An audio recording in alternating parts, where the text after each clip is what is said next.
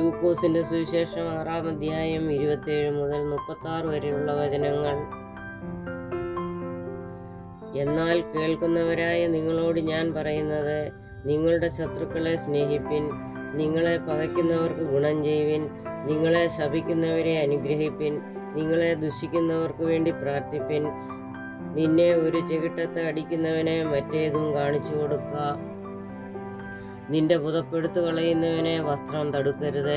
നിന്നോട് ചോദിക്കുന്ന ഏവനും കൊടുക്ക. നിനക്കുള്ളത് എടുത്തു കളയുന്നവനോട് മടക്കി ചോദിക്കരുത്. മനുഷ്യർ നിങ്ങൾക്ക് ചെയ്യണമെന്ന് നിങ്ങൾ ഇച്ഛിക്കുന്നത് പോലെ തന്നെ അവർക്കും ചെയ്യുവിൻ. നിങ്ങളെ സ്നേഹിക്കുന്നവരെ സ്നേഹിച്ചാൽ നിങ്ങൾക്ക് എന്ത് ഉപചാരം കിട്ടും? പാപികളും തങ്ങളെ സ്നേഹിക്കുന്നവരെ സ്നേഹിക്കുന്നുവല്ലോ. നിങ്ങൾക്ക് നന്മ ചെയ്യുന്നവർക്ക് നന്മ ചെയ്താൽ നിങ്ങൾക്ക് എന്ത് ഉപചാരം കിട്ടും? പാപികളും അങ്ങനെ തന്നെ ചെയ്യുന്നുവല്ലോ. മടക്കി വാങ്ങിക്കൊടുത്തുകൊള്ളാമെന്ന് നിങ്ങൾ ആശിക്കുന്നവർക്ക് കടം കൊടുത്താൽ നിങ്ങൾക്ക് എന്ത് കിട്ടും? പാപികളും കുറയാതെ മടക്കി വാങ്ങേണ്ടതിന് പാപികൾക്ക് കടം കൊടുക്കുന്നുവല്ലോ. നിങ്ങളോ ശത്രുക്കളെ സ്നേഹിപ്പിൻ, അവർക്ക് നന്മ ചെയ്യുവിൻ, ഒന്നും പകരവിച്ഛിക്കാതെ കടം കൊടുപ്പിൻ. എന്നാൽ നിങ്ങളുടെ പ്രതിഫലം വളരെയാകും.